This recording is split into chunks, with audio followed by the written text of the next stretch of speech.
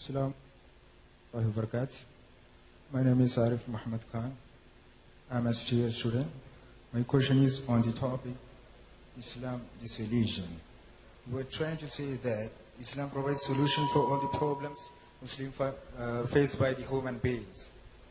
Let me ask, what is the solution that Islam suggests to the person who have possessed by the jinn, or whether jinn possess human beings?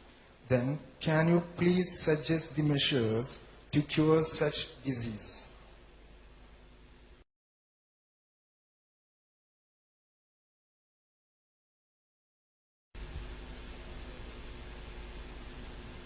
Assalamu alaikum warahmatullahi. My name is Arif Muhammad Khan. I'm a student. എന്റെ ചോദ്യം ഇസ്ലാം ഒരു പരിഹാരം എന്ന വിഷയത്തെ പറ്റിയാണ്. മനുഷ്യൻ നേരിടുന്ന എല്ലാ പ്രശ്നങ്ങൾക്കും ഇസ്ലാമിൽ പരിഹാരമുണ്ടെന്ന് നാം പറയുന്നു. ജിന്ന് ബാധിച്ച ഒരാൾക്ക് എന്ത് പരിഹാരമാണ് ഇസ്ലാമിനെ നിർദ്ദേശിക്കാനുള്ളത്? ദയവ് ചെയ്ത് ഇത്തരം രോഗം സുഖപ്പെടുത്താൻ എന്തെങ്കിലും മാർഗങ്ങൾ നിങ്ങൾക്ക് നിർദ്ദേശിക്കാൻ കഴിയുമോ? The question that what is the solution provided by Islam for those who are possessed by jinn? If you read the Quran, there is jinn, alhamdulillah. And the Quran also further mentions about black magic, which a person should not do black magic, but there is black magic. We should stay away from it. And for anyone who is possessed by this black magic or by jinn, there is ruqya mentioned in the hadith. There are various sahih hadith in which the Prophet has mentioned how ruqya should be done. Quran also says in Surah Hijr, chapter number 15, that in the Quran there is healing for mankind. So Quran itself is a ruqya. Surah Fatiha also. So in this, if anyone is possessed, there are specialists of possession of jinn. How they are heart specialists, there are brain specialists. So in Islam, there are specialists who are specialized in how the ruqya should be done by a person who is possessed. Like I am a specialist of comparative religion. I am not a specialist of ruqya. How to do ruqya is mentioned in the Sahih Hadith. How it should be done? You should go to a person who is specialized in ruqya.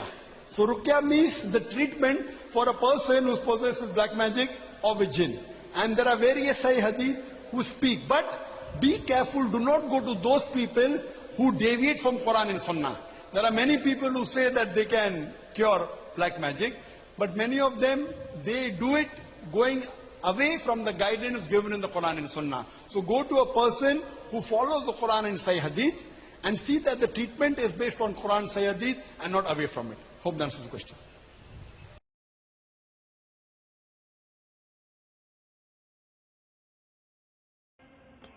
ജിന്ന് ബാധിച്ച ഒരാളെ സുഖപ്പെടുത്താൻ ഇസ്ലാം നിർദ്ദേശിക്കുന്ന മാർഗം എന്താണെന്നാണ് നിങ്ങൾ ചോദിച്ചത്.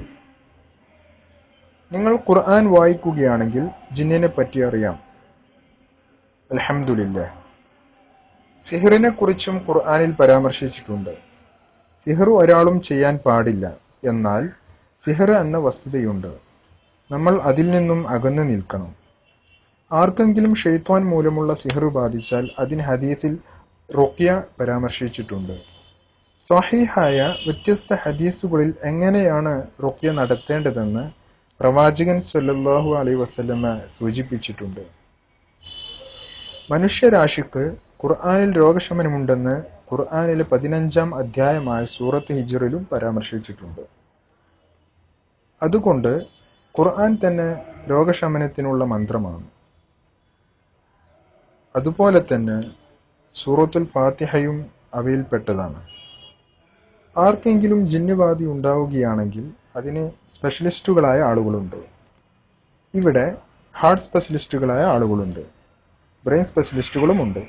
അതുപോലെ ബാധയുള്ള ഒരാൾക്ക് ഇസ്ലാമിൽ എങ്ങനെ റുഖ്യ ചെയ്യണമെന്ന് സ്പെഷ്യലൈസ് ചെയ്ത സ്പെഷ്യലിസ്റ്റുകളുമുണ്ട്. മതതാരതമ്യ പഠനത്തിൽ ഒരു സ്പെഷ്യലിസ്റ്റാണ് ഞാൻ. റുഖ്യയിൽ ഞാനൊരു സ്പെഷ്യലിസ്റ്റ് അല്ല. റുഖ്യ എങ്ങനെ ചെയ്യണമെന്ന് സ്വഹീഹായ ഹദീസുകളിൽ വന്നിട്ടുണ്ട്. എങ്ങനെയാണത് ചെയ്യേണ്ടത്? റുഖ്യയിൽ സ്പെഷ്യലൈസ് ചെയ്ത ആളുകളുടെ അടുത്തേക്ക് നാം പോകണം. ഷെയ്ത്താൻ മൂലമുള്ള സിഹ്റു ബാധിച്ച ആൾക്കുള്ള ചികിത്സയാണ് റുഖ്യ കൊണ്ട് ഇവിടെ അർത്ഥമാക്കുന്നത്. സ്വഹീഹായ പല ഹദീസുകളും ഇത് പറയുന്നു. എന്നാൽ ഖുർആനിൽ നിന്നും സുന്നത്തിൽ നിന്നും വ്യതിചലിക്കുന്ന ആളുകളുടെ അടുത്തേക്ക് പോകാതിരിക്കാൻ ശ്രദ്ധിക്കണം.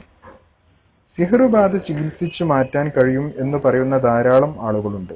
എന്നാൽ അവരിൽ അധികം പേരും ഖുർആനിലെയും സുന്നത്തിലെയും മാർഗനിർദ്ദേശങ്ങളിൽ നിന്ന് അകന്നുപോയിക്കൊണ്ടാണ് ഇത് ചെയ്യുന്നത്. അതുകൊണ്ട് ഖുർആനും സ്വഹീഹായ ഹദീസുകളും പിന്തുടരുന്ന ആളുകളുടെ അടുത്തേക്ക് പോകുക.